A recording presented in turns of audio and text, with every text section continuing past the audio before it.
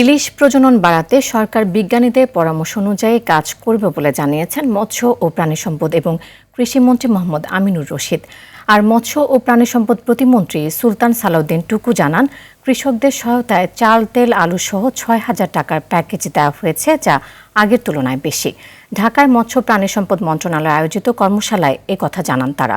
এ সময় অন্য বক্তারা বলেন, ইলিশ প্রজনন বাড়াতে সবাইকে সচেতন হতে হবে।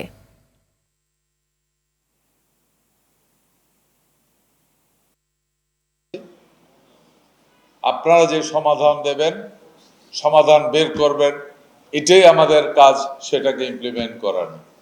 অন্তত এই সরকারের আমলে আমি আপনাদেরকে কথা দিয়ে দিচ্ছি, বিজ্ঞানীরা যা পরামর্শ দেবে ওই পরামর্শ অনুযায়ী আমরা এগিয়ে যেতে চাই। ৮০ কেজি চাউল, ১২ কেজি আটা, ৮ কেজি ডাল, ৪০,০০০ জেলেদের মধ্যে তারা পাবেন। সেটি ইতিপূর্বে কিন্তু এই পরিমাণ জিনিস আপনাদের মধ্যে দেওয়া হয়।